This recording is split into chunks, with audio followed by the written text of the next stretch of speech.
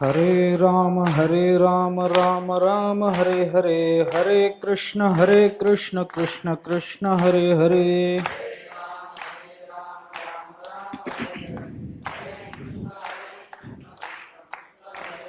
हरे राम राम हरे हरे, हरे कृष्ण कृष्ण कृष्ण हरे हरे।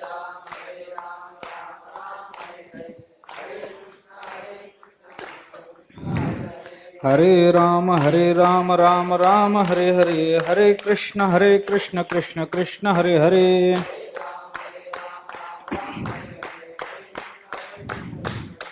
पुंडलिक वरदे हरे विठ्ठल श्री ज्ञानदेव तुकाराम। मग अज्ञान निमालिया, मीची एक असे अपैसया, सनिद्र स्वप्न गेलया आपण पेजैसे। भगवान श्री कृष्ण अर्जुनाला सार रूपानं उपदेश करतात, त्याचा विचार आपण करतो। धर्माच्या त्यागाचा विचार भगवान सांगतात। का धर्मत्याग? कारण अज्ञान कार्य धर्म आहे म्हणून। तैसे धर्माचे टवाळ दावी, अज्ञान जे का मूळ ते त्यजुनी त्यजी सकळ धर्मजात। त्यजुनी त्यजी का म्हटलं, या संबंधातला थोडासा विचार आपण करून आलो। मूलाज्ञान आणि तुलाज्ञानाची संगती थोडीशी विचारात आपण घेतली। प्रश्न त्या संदर्भामध्ये आता असा आहे की अज्ञान कार्य असणाऱ्या धर्माचा त्याग कर, हे वरून जरी पटत नसलं तरी सुद्धा त्याचा परिणाम काय हे सांगितल्याशिवाय ते पटणार नाही। कारण धर्माचा त्याग करण्याने काही नरकाची प्राप्ती आहे, धर्माचा त्याग करण्याने कर्तव्य बुद्धीच्या त्यागाचं पाप लागतं, धर्माचा त्याग करण्याने मनुष्य जन्माची निरर्थकता सिद्ध होते, वगैरे अनेक गोष्टी त्याच्या संदर्भामध्ये आतापर्यंत भगवान बोलून आले होते। एकदा त्याला अज्ञान कार्य ठरवलं, आतापर्यंत सांगितलेला धर्म अज्ञान कार्य म्हणूनच सांगितला होता। संबंध अज्ञानाशीच आहे, परंतु स्पष्टपणाने ते कळालं नव्हतं, आता कळालं म्हणून धर्माचा सरळ अर्थ अज्ञान असा करून इथं त्याचा त्याग करायला सांगितला। परिणाम काय? धर्माचा त्याग केला, धर्माचं कारण असणारं अज्ञान, त्या अज्ञानाचा त्याग केला। परिणाम काय? अज्ञानाचा त्याग केला म्हणजे काय झालं त्याचा विचार आता भगवान इथं सांगतात। मग अज्ञान निमालिया, मीची एकू असे अपैसया, सनिद्र स्वप्न गेलया आपण पेजैसे। इथं थोडा वेगळा प्रकार, आधी सिद्धांत सांगून मग दृष्टांत दिला, निगमनाचा प्रकार इथं केला। अज्ञान निमालिया, का अज्ञान? कारण अज्ञानापासूनच ज्याच्यामुळं माणसाला दुःख होतं ते सगळं अज्ञान कार्य असतं। येरती माईके दुःखाची जनिती, बस। अज्ञान कार्य काय आहे हे तपासून बघायचं कारण नाही। अज्ञान कार्य काय आहे याच्याकरता वेद बघा, शास्त्र बघा, पुराण बघा, काही गरज नाही। जे दुःखाला कारण आहे ते अज्ञान कार्य। आपल्या रोजच्या व्यवहारामध्ये अनेक गोष्टी आपल्या अनुभवाला येतात, विस्तार करायचं कारण नाही। संसारामधल्या अज्ञान हा भाग वेगळा आहे। ज्ञानोबराय संसार म्हणजे अज्ञान म्हणतात, त्या दृष्टीने विचार केला पाहिजे। आणि म्हणून हे सगळं जे दिसतं आम्हाला त्याचं कारण काय आहे तर अज्ञान एके रूढे तेणे कोहम विकल्पाचे मांडे, ते विवरोनी कीजे पुढे देहो मी ऐसे। दुसरं काही नाही। ज्ञानाची दिठी ते अभिन्नची मज किरीटी, येर भिन्नपण ते उठी अज्ञान असतो, बस। भिन्नपण उठी 15वा अध्याय, भिन्नपण ते उठी अज्ञान असतो। अरे ज्ञानाची दिठी मजसे अभिन्नच आहे, त्याच्यात काय वेगळं बघायचंय? ज्ञानाचा डोळा डोळसा, त्या डोळ्याने जो बघतो त्याला काय परमात्मा स्वभिन्न दिसेल काय? त्याला परमात्मा स्वतःच स्वरूप म्हणून दिसेल. त्याला अरे परमात्माच काय, त्याला प्रत्येक गोष्ट स्वतःच स्वरूप म्हणून दिसेल. आपण मागे बोलून आलो याच अध्यायामध्ये. एकदा अविद्या गेली की परिणाम काय, ते दृश्य दृष्टेपणेसी होत जाये तयाचे चिरूप. बस दृष्ट्याला जो द्रष्टा आहे त्या द्रष्ट्याला कोणताही दृश्य पदार्थ हा स्वभिन्न म्हणून जाणवणार नाही. कारण ती स्वभिन्नता उपाधीने निर्माण केली. उपाधी अज्ञाना, आता ते काही म्हणा कुठपर्यंत लांब गेलं तरी मुक्कामाला अज्ञानच आहे. मुक्कामाला यावं लागतं ते अज्ञानातच. तुम्ही त्रिपुटीकडून जा, शब्दाकडून जा, भौतिक शब्दाकडून, जड शब्दाकडून जा, अथवा कुठूनही जा. शब्दामुळे त्रिपुटी निर्माण झाली माना, नाही सापेक्षतेतून त्रिपुटी निर्माण झाली माना, नाही अज्ञानानं निर्माण झाली म्हणून माना. काय फरक पडत नाही. मुद्दा एकच आहे, अज्ञान एवढंच आहे. कारण एकच अज्ञान. अज्ञान गेलं, अविद्या निवृत्त झाली, त्याला दिसतं एक. ज्ञानाची दिठी मजसे अभिन्नची ते किरीटी. ज्ञानाच्या दृष्टीने पाहिलं तर माझ्यापासून वेगळं या जगात कोणी नाहीच आहे. आपुलीचा आवडी धरुनी खेळ या आपण ते व्याले रे. माझ्यापासून भिन्न काय आहे सांग अर्जुना? काही नाही. अरे सगळीकडे मीच एक व्यापून आहे, दुसरं काही नाही. पण हे कधी कळतं? ज्ञानाची दिठी असेल तर. परंतु भिन्नपण ते उठी अज्ञान असतं. जगतामध्ये माणसाला येणारा अनुभव अभिन्नतेचा का भिन्नतेचा? व्यवहारामध्ये आम्हाला येणारे अनुभव अभिन्नतेचे नाहीच आहेत. आम्हाला सगळे अनुभव भिन्नतेचे आहेत. अभिन्नता दिसत असली तरी आम्ही भिन्नता सिद्ध करतो. उपाधी तरी मध्ये घालू काहीतरी. अरे बुक्का लावायचा म्हटलं तर आरशात बघावं लागतं भिन्नपण. बिंब प्रतिबिंब झाली भिन्नता. एकच बिंब असताना आम्ही आरसा नावाची उपाधी मध्ये घालू तर त्या उपाधीने बिंब प्रतिबिंब भाव निर्माण करून आम्हाला भेदामध्ये आणलं का नाही? बरं आरशात न बघता बुक्का लावता येत नाही का हो? पण बघावं वाटतं, गोल लागला पाहिजे, बर योग्य जागी लागला पाहिजे. बायका सुद्धा एवढा वेळ बघत नाहीत आरशात. बर ज्ञानाची दिठी असेल काही प्रश्न नाही अर्जुना. परंतु ही सगळी भिन्नता, हा जो भिन्नपणा आहे तो अज्ञानामुळे निर्माण झाला. आणि तो भिन्नपणा, तो भेद जर आपल्या दुःखाला कारण ठरत असेल तर भेदाची निवृत्ती अशी होणार नाही. भेद असा घालवून जात नसतो. मी घालवल्याने जगातला भेद जात नाही. भेद घालवायचा म्हणजे काय? माझ्यापेक्षा जे भिन्न आहेत त्या सगळ्यांना मारून टाकायचं काय? भेद घालवायचा म्हणजे काय करायचं? असा भेद कृतीनं जात नाही. कृतीनं जात नाही. त्याच्याकरता ज्ञान पाहिजे. त्या ज्ञानाच्या अधिकाराकरता कर्म लागत असेल तो नंतरचा प्रश्न आहे. ज्ञानोबारांनी संगती लावताना विचार तोच सांगितला. संता सवे वसता, योग ज्ञाने पैसता, गुरुचरण उपासिता, वैराग्यसी येण्याची सत्कर्मे. सत्कर्मे त्याचा परिणाम अशेषही अज्ञान विरमे जयाचे अहम विश्रामे आत्मरूपी. बर जयाचे अहम विश्रामे आत्मरूपी हा काही कर्माचा परिणाम नव्हे. येण्याची सत्कर्मे जरी म्हटलेलं असलं तरी हा कर्माचा परिणाम नव्हे. अशेषही अज्ञान विरमे हा कर्माचा परिणाम नव्हे. अशेष अज्ञानाला विराम पावण्याकरता त्या कर्मानं आपल्याला त्याचा अधिकार प्राप्त होईल. आणि त्या अधिकाराखाली आपण अज्ञानाचा विराम करू, त्याच्याशिवाय होणार नाही. असो तो विषय पुन्हा स्वतंत्र. अज्ञान निर्माण झालं, अज्ञानामुळे भेद निर्माण, अज्ञान आलं, अज्ञानामुळे भेद निर्माण झाला आणि भेद निर्माण झाल्यामुळे दुःख भोगावं लागलं. अर्जुना, तू आणि दुर्योधन स्वरूपतः काय भेद आहे सांग? तू आणि भीष्माचार्य स्वरूपतः काय भेद आहे सांग? मग हे भीष्माचार्य आणि हा मी, हा जयद्रथ आणि हा मी, हा कर्ण आणि हा मी, मला त्या कर्णाला मारायचंय, मी मारिता ते मरिते. दुसऱ्या अध्यायामध्ये बोलून आलेत भगवान. हे कुठून आलं तुझ्या मनामध्ये? तू मारणारा आणि ते मरणारे.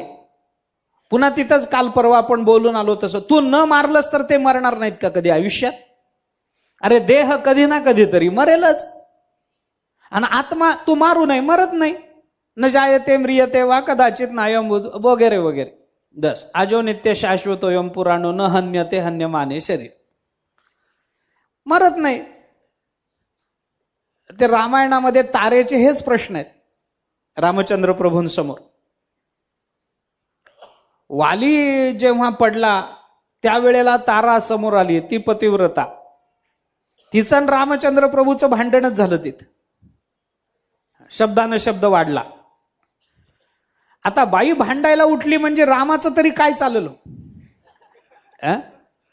रामचंद्र प्रभूंना त्या तारेने सांगितलं, माझ्या नवऱ्याने तुमचं काय घोडं मारलं होतं म्हणून माझ्या नवऱ्याला तुम्ही मारलं.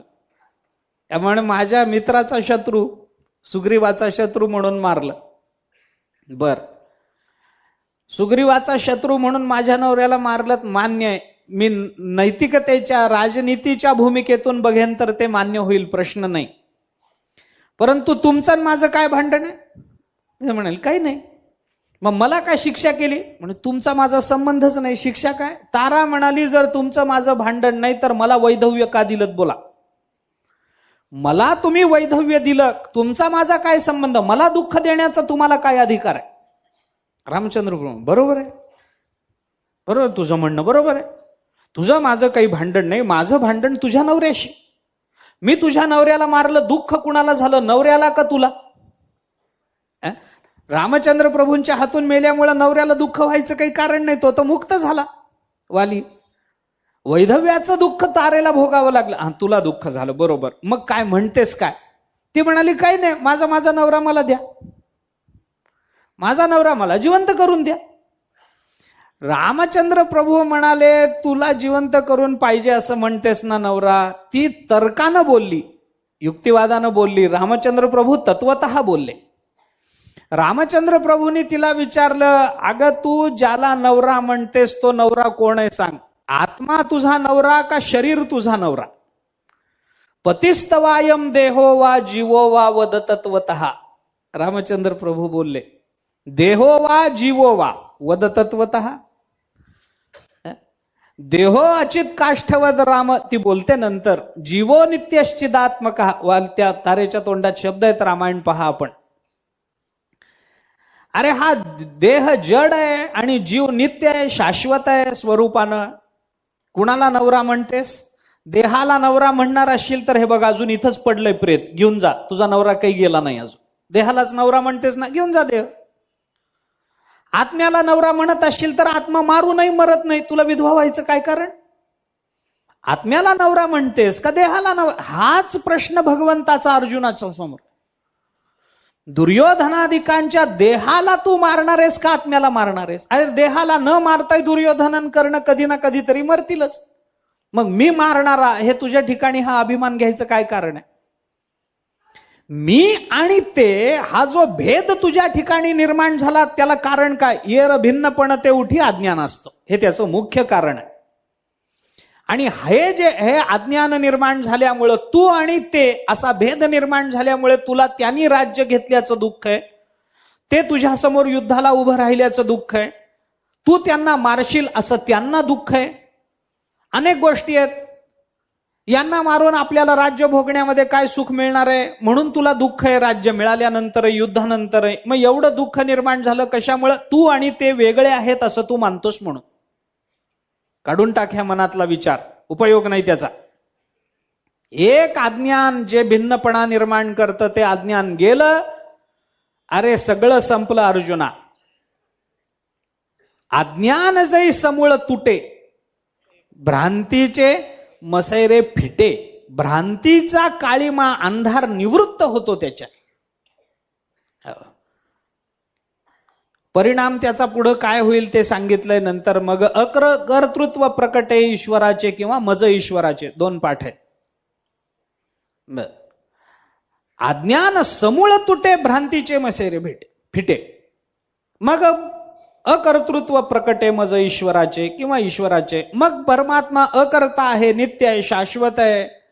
त्याच्या ठिकाणी कर्माचा विचार नाही, तो प्रकृती कार्य नाही वगैरे. हे सगळं तुला नंतर कळेल, ते प्रकटे. परंतु त्याच्याकरता आधी अज्ञान समूळ तुटे हे झालं पाहिजे, अज्ञान गेलं पाहिजे. अज्ञान गेल्याशिवाय अर्जुना काही खरं नाही.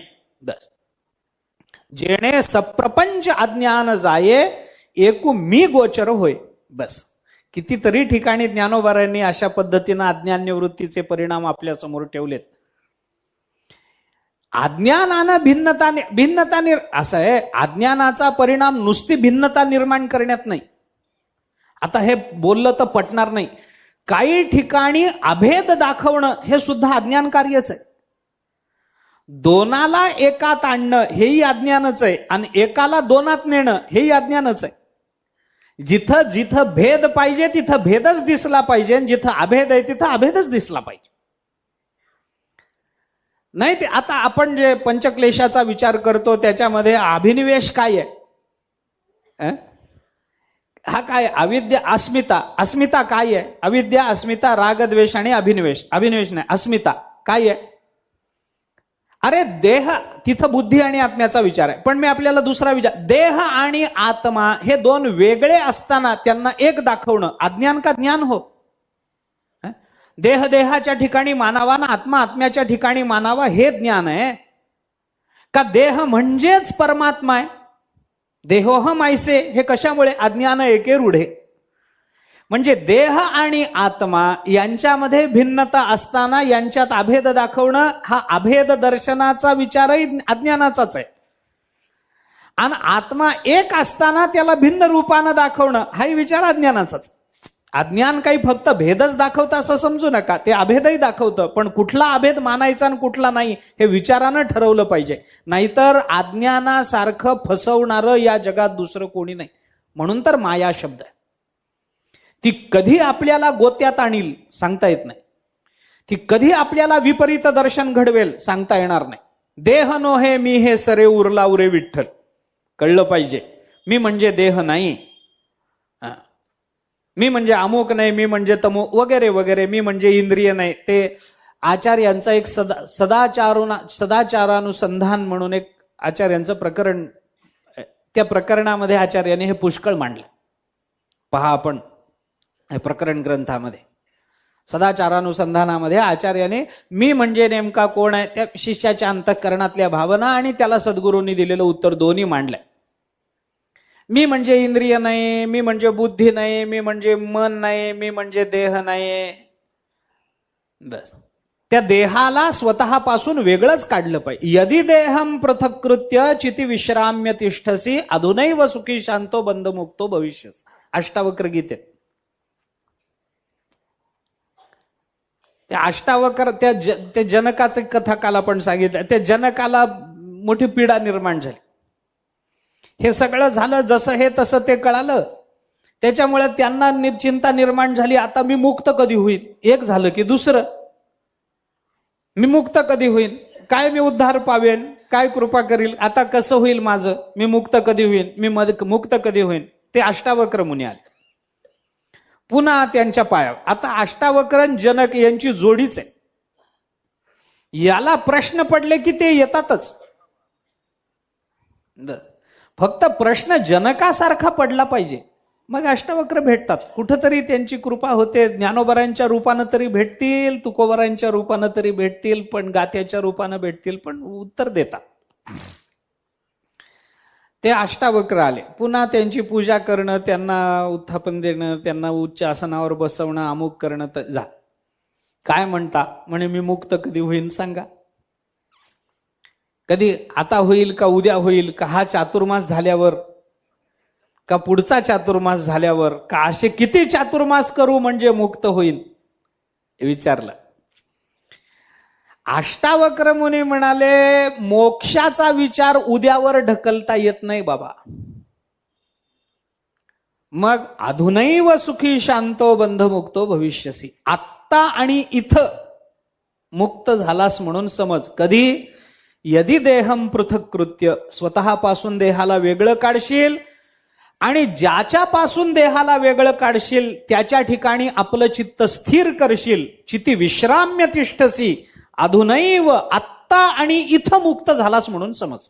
एवढ्या दोन गोष्टी कर.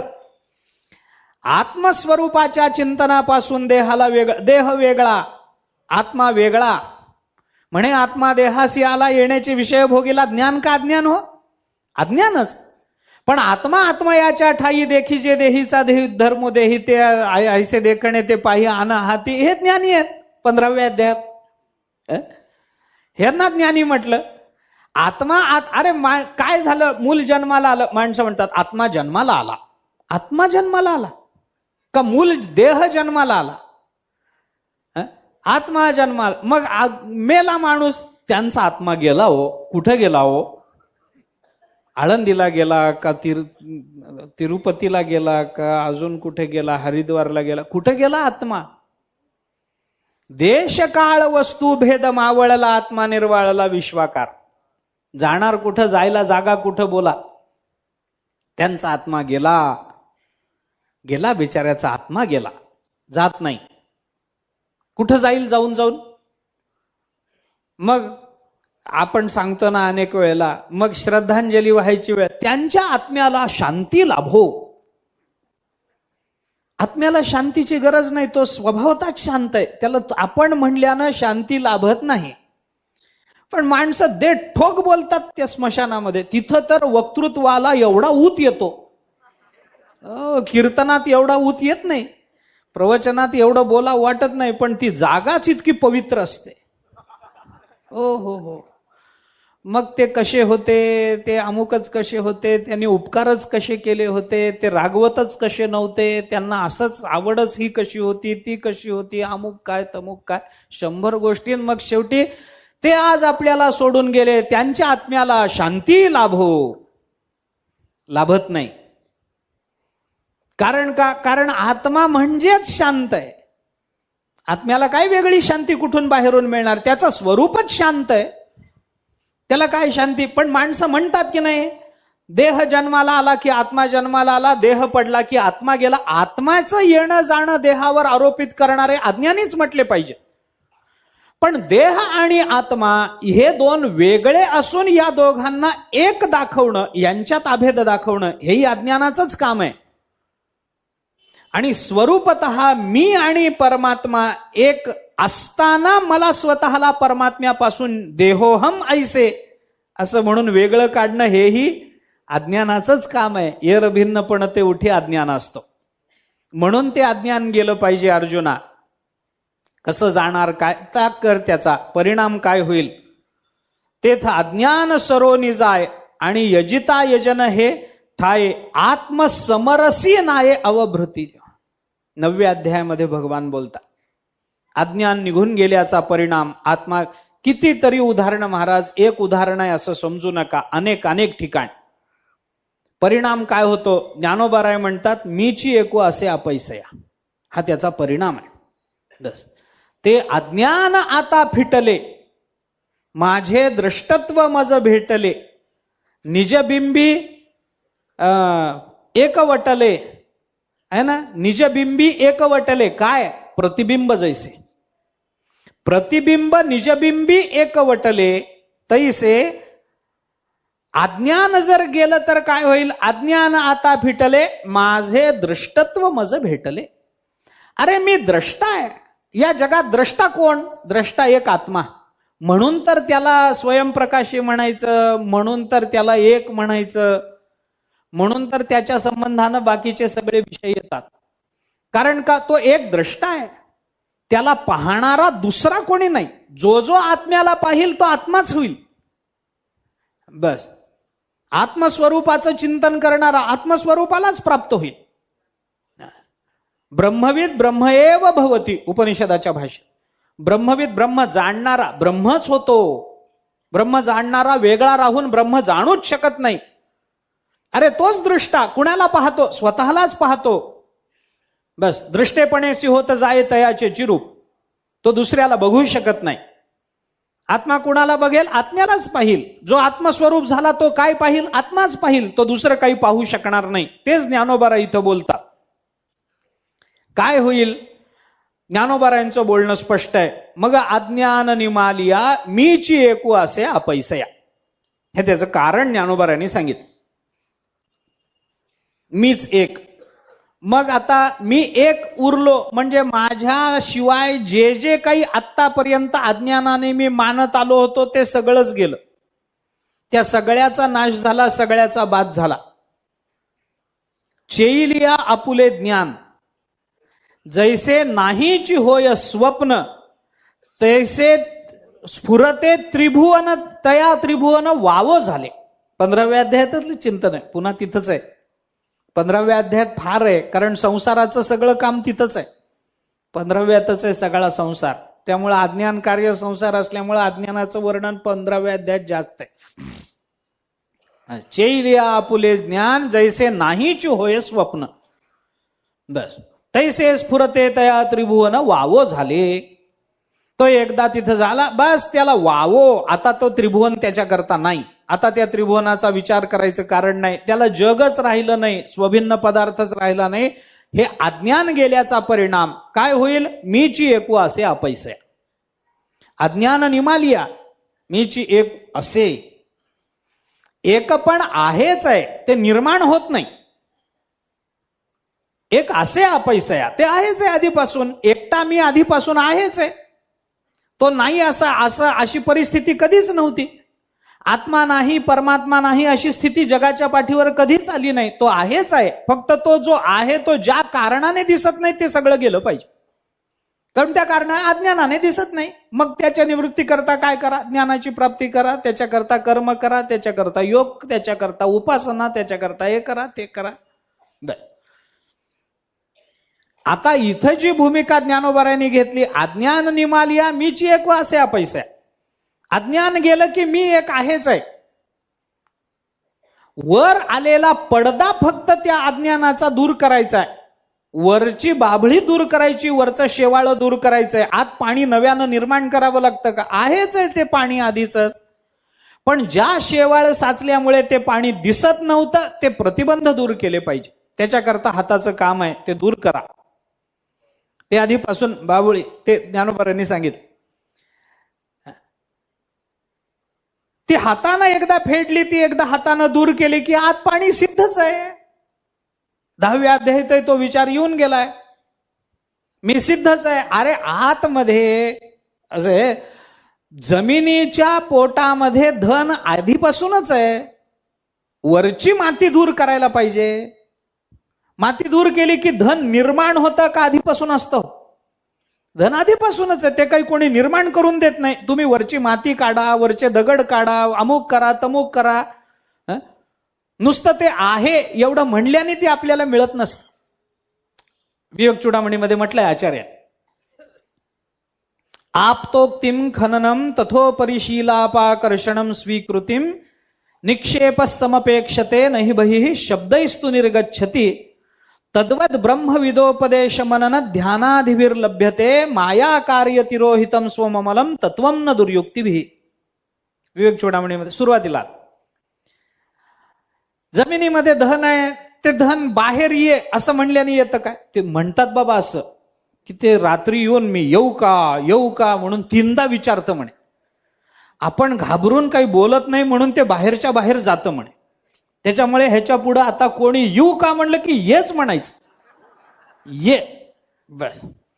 ते मध्ये मध्ये ते हाकमारीचं एक प्रकार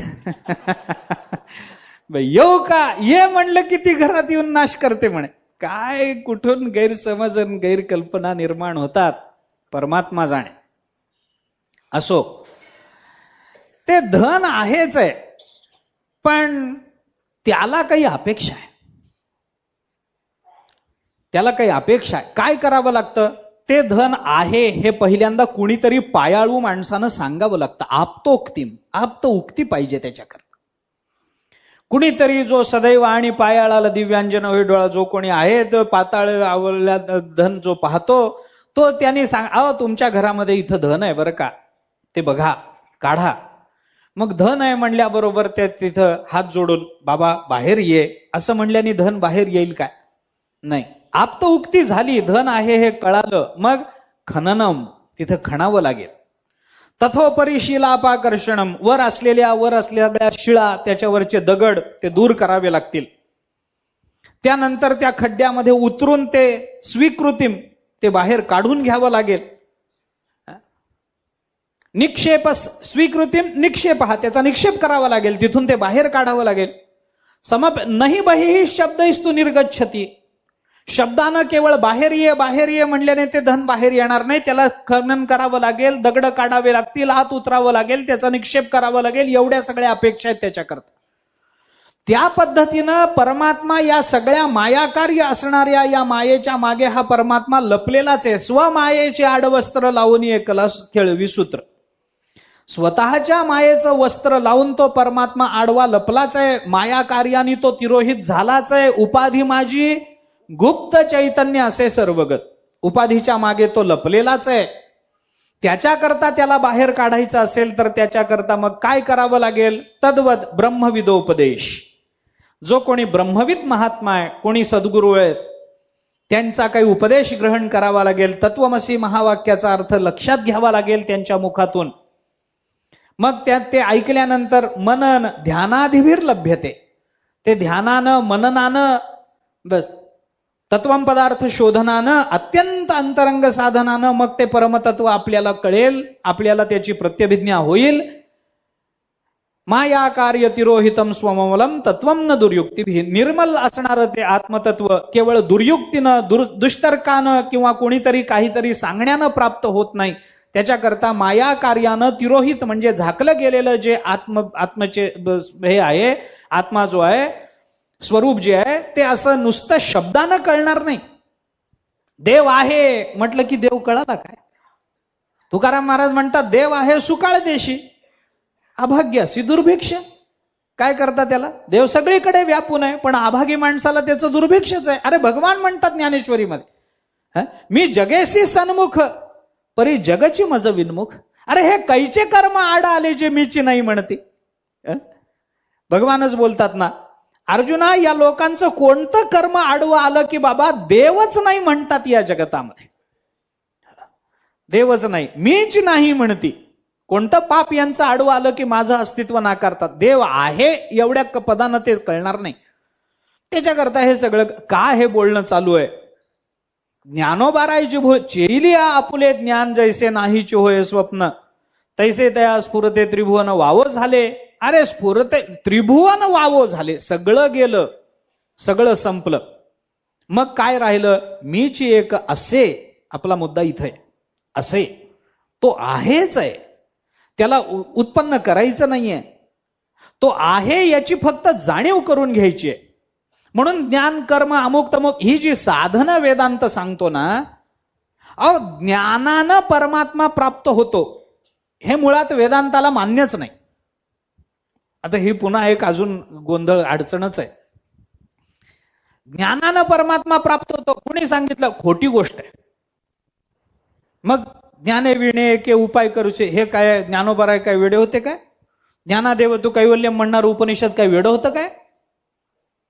ज्ञानानं परमात्मा मिळत नाही, ज्ञानानं परमात्मा कळत नाही. अरे जे ज्ञानाशी नो चोजवे ध्यानासी नागवे ते अगोजर फावे गोठी माझी ते एवढे कसं बघ वळगे वाचेचे अंग गुरुपाद पद्म परागला हे जे का 13व्या अध्यायामध्ये. अरे ध्यान याची बेठी उत्कंठावा आहे. ध्यानानं तो प्राप्त होईल काय? ज्ञानानं तो प्राप्त होईल काय? ज्ञानाशी न चोजवे ध्यानाशीही नागवे. ज्ञानाला तो सापडत नाही. ज्ञानोबरायच बोलतात आपण आपल्या मनाचं काय बोलावं.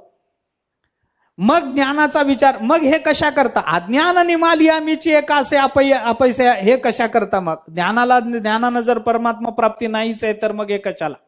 त्याचं उत्तर वेदांताने दिलं. वेदांत म्हणतो ज्ञानाने परमात्मा मिळत नाही, परमात्मा नित्यच आहे. असे अपैसया तो सहजच आहे, तो सगळ्यांच्याच अंतःकरणामध्ये भरून राहिलेला आहे. त्याला मिळवावं लागत नाही, तो मिळालेलाच आहे. तो कळत नाही ही अडचण आहे. मग ज्ञानानं कळेल, कळत नाही. मग ज्ञान काय करतं? परमात्मा सर्वांना नित्य प्राप्त आहे, पण आपल्याला तो नित्य प्राप्त आहे हे ज्या कारणाने कळत नाही ती कारणं दूर करण्याचं काम ज्ञान करतं. ज्ञान परमात्मा प्राप्ती करून देत नाही. परमात्मा नित्य प्राप्त आहे सगळ्यांना. पण ज्या अज्ञानानं परमात्मा आम्हाला प्राप्त आहे, आम्ही परमात्म रूप आहोत हे आम्हाला कळत नाही, ते अज्ञानाला दूर करायचं काम ज्ञान करतं. ज्ञानानं परमात्माने. मग हे एका नाण्याच्या दोन बाजू म्हणून अज्ञानाची निवृत्ती ब्रह्मभावाची प्राप्ती आहे मानायला हरकत नाही. अज्ञान निमालिया म्हणजेच मीची एक असे अपैसया. एका नाण्याच्या दोन बाजू झाल्या. पण मीची एक असे अपैसया हा अजातवाद आहे. आणि अज्ञान निमालिया हा मायावाद. त्याच्या सिद्धी करता म्हणून ही संगती लावा अज्ञान निमालिया. नाहीतर मी जे एका असे अपैसे आहे हे सिद्धच आहे. त्याच्याकरता अज्ञान निमालिया पाहिजेच कशाला. आहे तो आहेच आहे परमात्मा. अज्ञान असो वा नसो परमात्म्याला धक्का लागत नाही त्यात.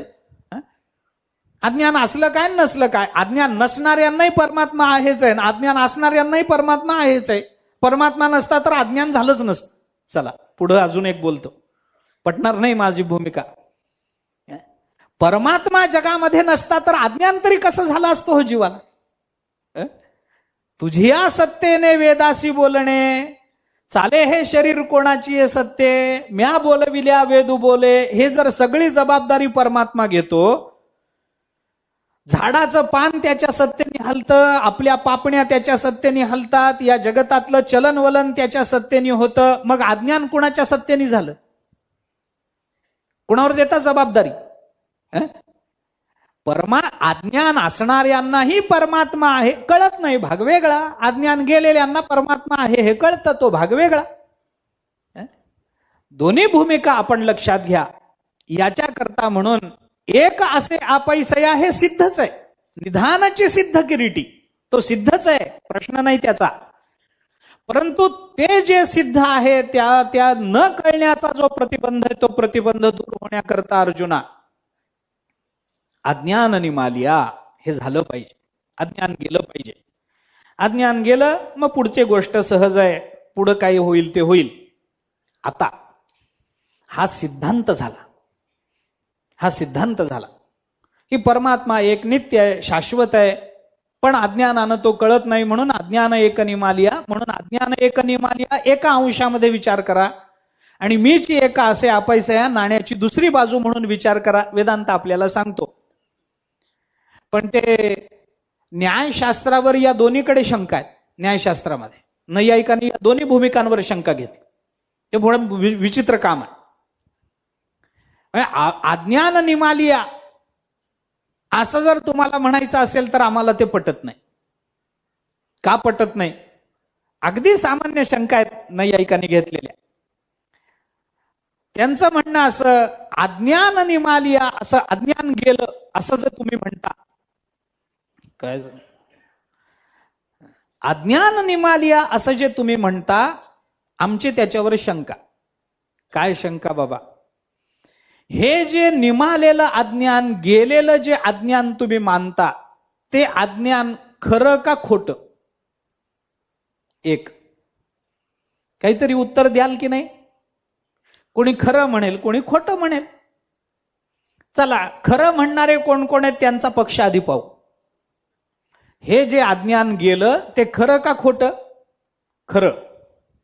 नैयायिकांनी म्हटलंय मग अज्ञान जर खरं, तर अज्ञान एक खरं आणि ब्रह्म एक खरं, हे दोन दोन खरे पडतात का तुमच्या अद्वैतामध्ये?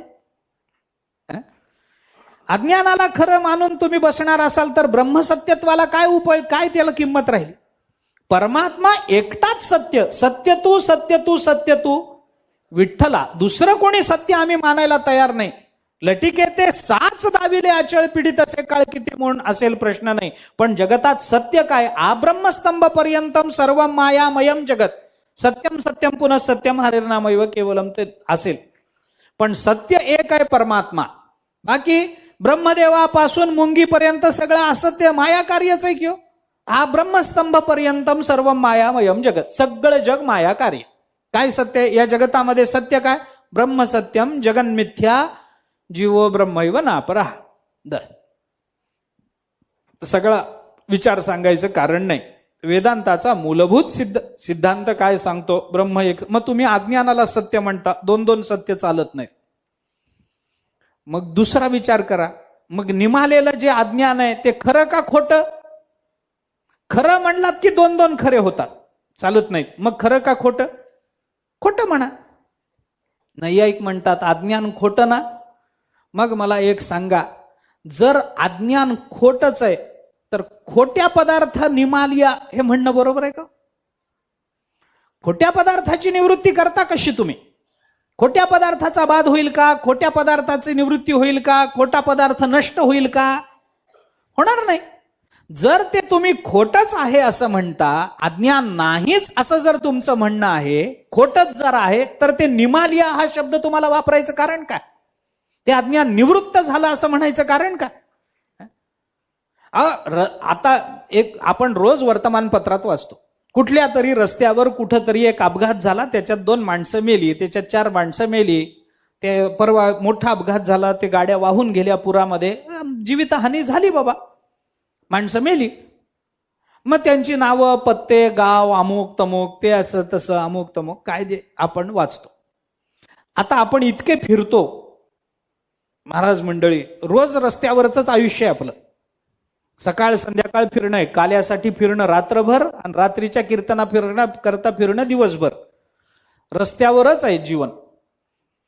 कधीतरी आतापर्यंत कुणाला तरी वर्तमानपत्रामध्ये अथवा बघून का होईना पण असं कळालंय का हो, अमक्या ठिकाणी अपघात झाला, 4 माणसं गेली, त्याच्यातली 2 माणसं वांझेची मुलं होती?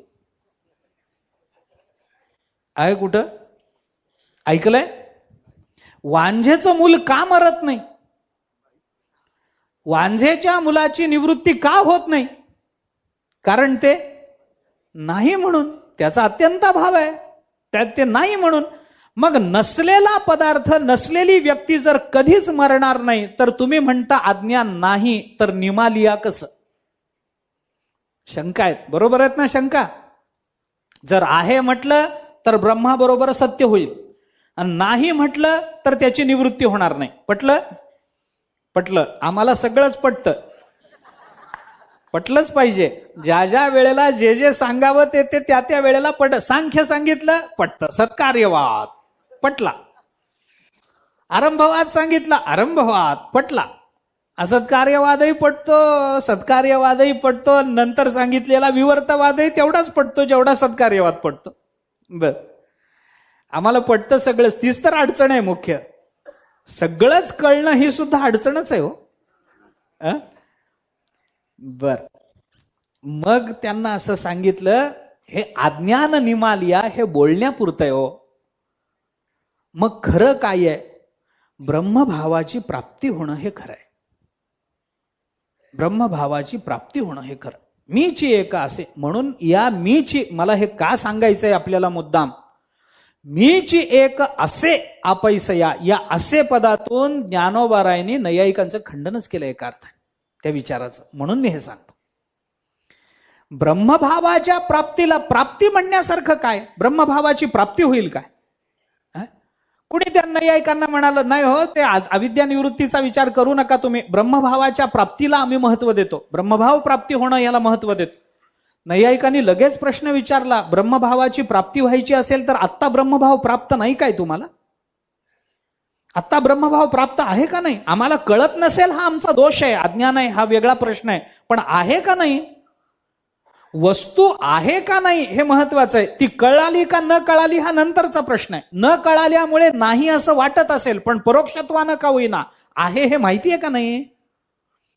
ब्रह्मभाव आता आम्हाला प्राप्त आहे का नाही? प्राप्त आहे. मग पुन्हा ब्रह्मभावाची प्राप्ती करून घेता म्हणजे प्राप्ताची प्राप्ती दोष येतो तुमच्या. प्राप्त असलेला ब्रह्मभाव पुन्हा काय प्राप्त करून घेता? मिळालेलंच मिळवण्यामध्ये काय पुरुषार्थ आहे? मिळालेलंच मिळवण्यामध्ये काय शहाणपणा आहे? कितीतरी उदाहरणं देता येतील. ज्याच्याकडे जे आहे त्यांनी तेच पुन्हा मिळवावं, काय उपयोग आहे? निवडून आलेला मनुष्य पुन्हा महिन्याभराने निवडणुकीला उभं राहून पुन्हा, अरे पहिल्यांदा निवडून आलासच ना, पुन्हा काय निवडून यायचं? सत्ता मिळाली, पुन्हा सत्तेकरता प्रयत्न करण्यात काय तात्पर्य? अंगावर कपडे असताना पुन्हा अजून वरून कपडे घातले, काय मिळवलं? थंडीच्या दिवसात सोडून द्या. परंतु एक कपडे अंगावर असताना पुन्हा कपडे, काय उपयोग त्याचा? लग्न झालेलं असताना, बोलूच काय, सगळंच कसं सांगू तुम्ही, समजून घ्या ना काहीतरी. जे मिळालेलं आहे ते पुन्हा पुन्हा मिळवण्यामध्ये पुरुषार्थ नाही आहे.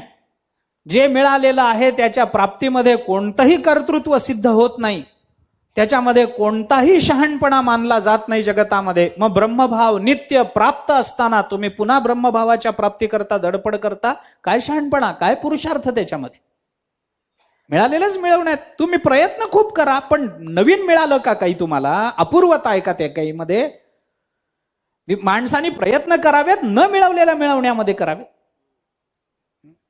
एक मुलगा होता, ते उन्हाळ्याच्या दिवसामध्ये झोपला, दुपारची वेळ एका झाडाखाली झोपला. झोपल्यानंतर मग तिकडून एक गृहस्थ आले, कोण होते कोणी तुमच्या माझ्यासारखे. त्यांनी त्या मुलाला उठवलं, ए बाबा उठ. तो म्हणला, का हो, का चांगली झोप लागली होती, गाढ झोपलो होतो, कशाला उठवलं मला तुम्ही? गाढ झोप लागली, इथं आंब्याच्या झाडाखाली निवांत झोपलो होतो, उन्हाळ्याचे दिवस आहेत, 4 पाडाचे आंबे खाल्ले होते, पोट भरलं होतं, गार पाणी प्यायलो होतो, गाढ झोप लागली होती, कशाला उठवलं मला तुम्ही? काही मला काही नको तुमच्याकडून. वाटे जाता वेगे कलाताही डोळा लागे, अमृत परी नेघे जरी नीद आली. काय कर मला, काय कशाला उठवलं तुम्ही? त्या माणसाने सांगितलं, अरे तरुण आहेस, हातापायात बळ आहे, आणि दुपारच्या वेळेला काम करायचं सोडून देऊन झोपतोस, तुला लाज कशी वाटत नाही? म्हणलं, काय काम करायचं म्हणजे काय करू काम? त्याने सांगितलं, बघ इथं आंबा आहे ना, हे आंबे तोड, 4 आंबे नेऊन बाजारात विक, त्याच्याने 10-15 रुपये मिळतील, काहीतरी काम सुरू होईल. तडला 10-15 रुपये 4 आंबे तोडून विकी नाही मी. तुम्ही म्हणता तर मी काम करायला माझं ना आहे असं नाही, माझ्या अंगात ताकद आहे, करायला माझी काही मना नाही, मी करेन. पण मी हे 4 आंबे विकल्याने मला 15-20 रुपये मिळाले, काय करू त्या 20 रुपयाला घेऊन? तो म्हणाला, अरे वेडायस का, त्या 20 रुपयाचे ह्याच्यापेक्षा चांगल्या जातीचे उत्तम आंबे विकत घे आणि ते अजून विक, म्हणजे त्यातला तुला 200 रुपये मिळते. तो म्हणला, 200 घेऊन तरी काय करू? तर ते 200चे पुन्हा आंबे विक, त्याचे 2000 मिळतील. तर समजा 2000 मिळालेच, त्याच्यामुळे काय होईल? तर 2000ची पेटी घे, चांगल्या प्रतीचे आंबे घे, शहरात जा, थोडस तालुक्याच्या ठिकाणी जा, वस्तीमध्ये जाऊन घराघरात जाऊन आंबे विक, त्याचे तुला 2 लाख रुपये मिळतील. तर समजा मिळालेच 2 लाख रुपये, तर मग काय होईल? तर ते 2 लाखाचे देवगडून हापूसचे आंबे मागव, स्वतःचा धंदा सुरू कर. 2 लाख रुपये रोज मिळणं म्हणजे काही चेष्टा आहे का? ते स्वतःचा धंदा सुरू कर, स्वतःचं दुकान टाक, स्वतःच्या नावानं जाहिरात कर, अमुक कर तमुक कर, त्याच्याने तुला जास्त पैसे मिळतील, 2 कोटी रुपये मिळतील. वचने किम दरिद्रता. 2 कोटी रुपये तुला मिळतील चांगला धंदा केलास तर. तो म्हणला, बर एवढं होईल? म्हणे होईल, सचोटीनं व्यवहार कर, चांगला व्यापार कर, 2 कोटी रुपये मिळतील. तो म्हणला, समजा मिळाले, त्याच्यानं काय होईल? तो म्हणाला माणूस, अरे काही शहाणा आहेस का मूर्ख आहेस? अरे 2 कोटी रुपये जर तुला महिना मिळायला लागले तर तुला काही करायचं काम नाही रे, निवांत बसून राहता येईल ना. तो म्हणला, मग मी आत्ता काय करत होतो?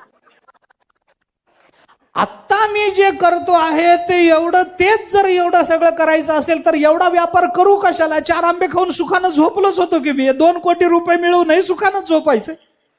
याला म्हणतात प्राप्ताची प्राप्ती. मिळवलेलाच ब्रह्मभाव नित्य प्राप्त आहे, त्याच्या प्राप्ती करता. म्हणून ज्ञानोबाराय म्हणतात, तो मिळवायचा नाहीये.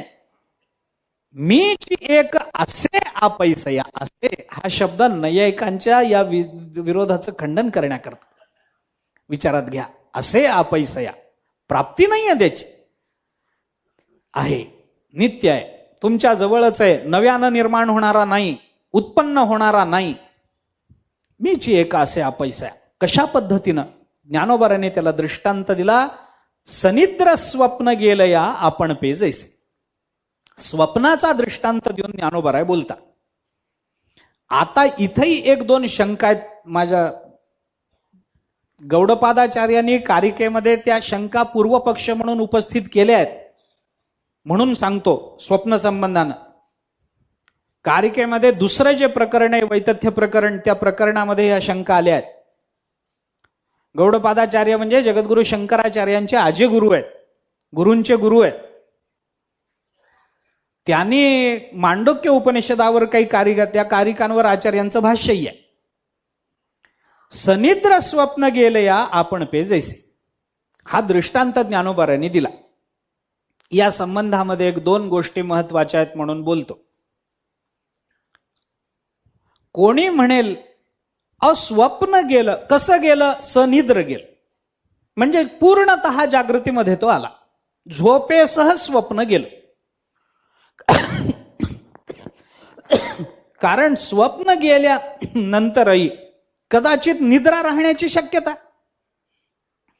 कार्य गेलं, कारण जाईलच याची शाश्वती नाही ना.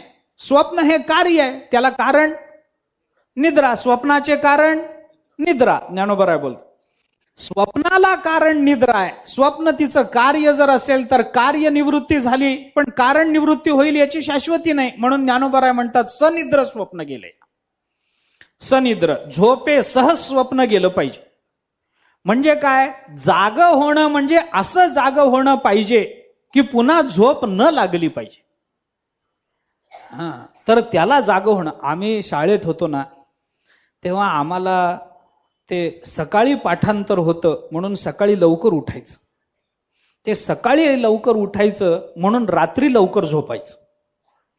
मग 7-8-9 वाजता झोपून जायचं रात्री. का? पहाटे 4ला उठायचं. मग त्यावेळेला ते मोबाईल नव्हते, ते घड्याळ होती, मोठ्या गजराची मोठी घड्याळ. मग ते 4चा तो गजर लावायचा आणि झोपून जायचं. झोपलं की ते 4 वाजले की ते यंत्र आहे, त्या बिचाऱ्याला काही कळत नाही.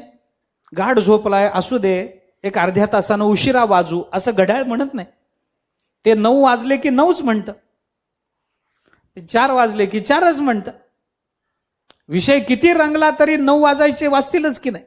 का घड्याळ थांबेल? थांबत नाही. बर घड्याळ जरी थांबलं तरी काही काही श्रोते त्याला बघून बघून पुढं सरकवतात, सारखं त्याच्याकडे बघतात, ते नाईलाजानं मग पुढं सरकतात. असंही होतं, होत नाही असं नाही. मी बाहेरचं सांगतो, एक उदाहरण गंमत म्हणून सांगेन. तर ते 4 वाजले की ते घड्याळ कर करून वाजलं की आता पहाटे 4ला उठायचं. ती एवढी गाढ झोप पहाटेची, ती मोडून उठायचं आणि पुस्तक घेऊन अभ्यासाला बसायचं जीवावर. मग काय करायचं? त्या घड्याळाच्या टाळूवर मारलं की ते बंद व्हायचं. बंद झालं की पुन्हा झोपायचं. जागा झाला का नाही? झाला. पण पुन्हा जर झोप लागली लगेच तर ते जाग होणं नाही. सनिद्र स्वप्न गेलं. हे शब्द ज्ञानोबांनी उच्चारले तेवढ्या करता. असा जागा झाला पाहिजे, झडझडोनी वहिला निघ. भक्तीची वाटेला झडझडून उठला पाहिजे. जाग येणं म्हणजे अशी जाग आली पाहिजे की 2 पायावर खडकन उभा राहिला पाहिजे, तर ती जाग या. बघू, उठू, थोडा वेळ अजून 5 मिनिटं 10 मिनिटं. मग ते पुन्हा झालं की मग आई वडील कोणीतरी, अरे उठ बाबा, सकाळी तुला पाठांतर करायचं, एक 10 मिनिटं झोपू दे ना, एक अर्धा तास झोपू दे ना. 4 तर वाजलेत आता, मग किती वाजायची अपेक्षा आहे? थोडा अजून एक अर्धा तास, अजून एक 10 मिनिटं, अजून एक 5 मिनिटं. आता मोबाईलमध्ये तर सगळ्यात सोयी आहेत, काय प्रश्नच नाही. प्रश्न मी का बोलतो? सनिद्र स्वप्न गेलं या. आता इथं उदाहरण कशाचं दिलं? स्वप्नाचं दिलं. स्वप्नामध्ये निर्माण होणारा प्रपंच जसा भेदाला कारण आहे आणि दुःखाला कारण आहे, किंवा ते स्वप्न जसं त्या भेदाला कारण आहे, दुःखाला कारण आहे, त्या पद्धतीनं हे सुद्धा सगळं अज्ञान दुःखाला कारण आहे. म्हणून स्वप्न जसं त्या झोपेसह गेलं पाहिजे, तसं धर्म सुद्धा अज्ञानासह गेला पाहिजे हे सांगायचं. धर्माधर्माचे टवाळ असल्यामुळे धर्माधर्म सुद्धा अज्ञानासह गेले पाहिजेत हे ज्ञानोबांना सांगायचं. आता हे जे दृष्टांत दिला, दृष्टांत काय? कुठंतरी उपमान उपमेयामध्ये साधर्म्य पाहिजे ना. दृष्टांत द्यायचा झाला तर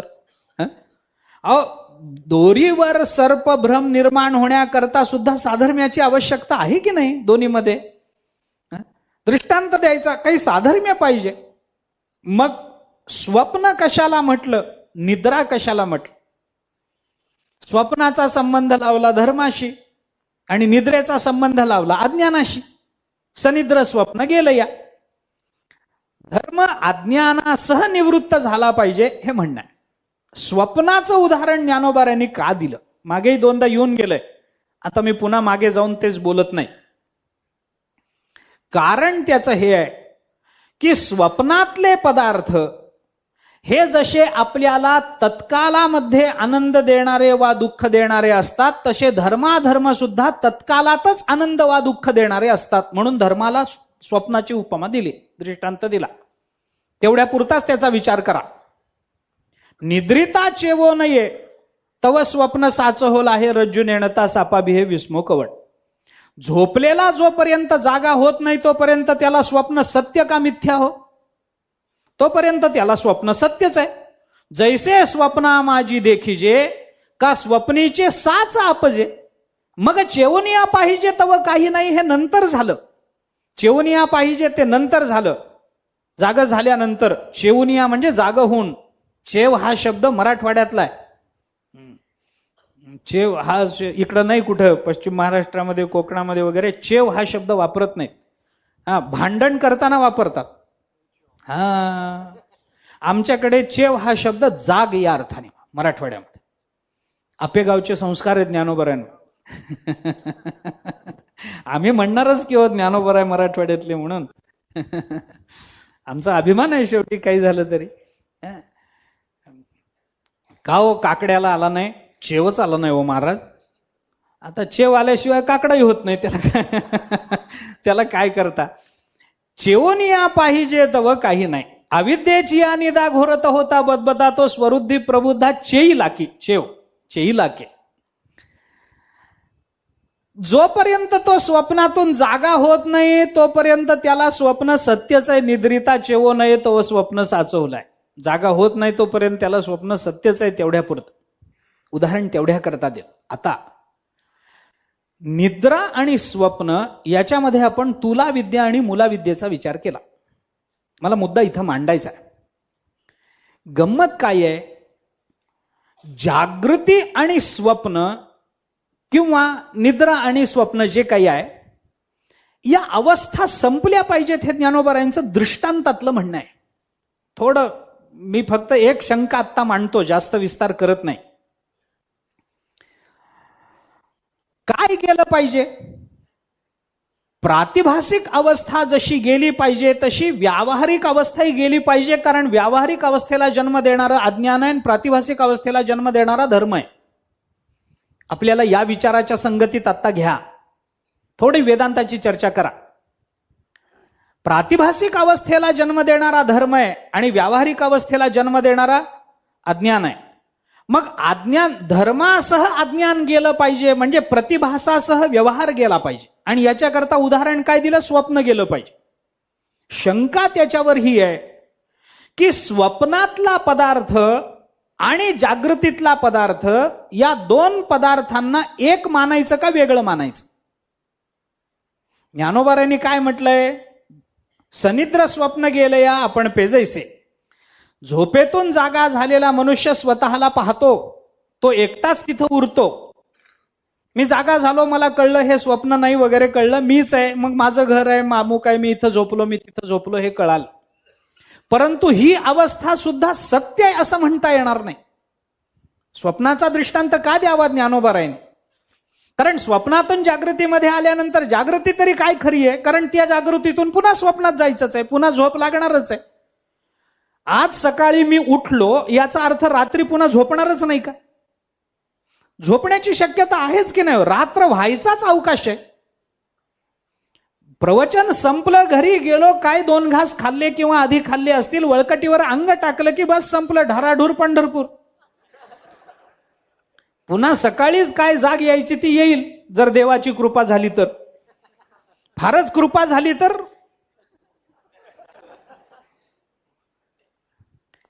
ज्ञानोबारांनी स्वप्नाचा, कारण का स्वप्न पदार्थ आणि जागृतीतले पदार्थ या दोघांमध्ये काही वैलक्षण्य मानलंय. शंका घेतली आहे गौडपादाचार्यांनी. आदावंतेचे यन्नास्ति वर्तमानेपि तत्तथा विततै सदृशा संतो अवितता इव लक्षिता. ज्या पदार्थाला आदी आणि अंत नाही त्या पदार्थाचं मध्ये दिसणं हे केवळ भासणं असतं.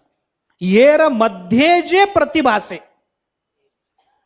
ज्ञानोबा काय बोलले ऐका. मध्ये आदी नाही अंत नाही, मध्ये दिसतं आहे म्हणजे प्रतिभास आहे. स्वप्नातल्या पदार्थाला आदी नाही अंत नाही. कोणी मनुष्य आपण झोपताना जवळ श्रीखंड घेऊन झोपला म्हणून स्वप्नात श्रीखंड येत नाही. आणि जवळ काहीतरी बंदूक वगैरे घेऊन झोपला म्हणजे स्वप्नामध्ये त्याला शिकार करता येत नाही. इकडची वस्तू उचलली आणि स्वप्नामध्ये घेऊन जाऊन तिथे शिकार केली असं होत नाही. हीच शंका आहे. शंका इथंच आहे.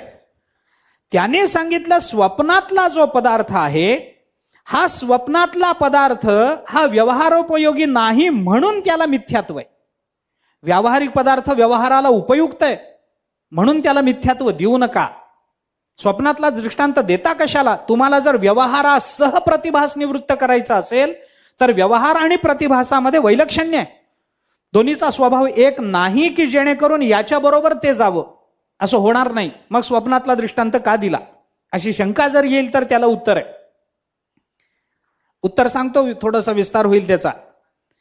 परंतु सप्रयोजनता तेषाम स्वप्ने विप्रतिपद्यते. त्यांनी काच कारण सांगितलं. स्वप्नातला पदार्थ व्यवहारोपयोगी नाही म्हणून त्याला मिथ्यात्व द्यायचं आणि जागृतीत आल्यानंतरचा पदार्थ व्यवहारोपयोगी आहे म्हणून त्याला सत्यता द्यायची, तर हे पटत नाही. का पटत नाही?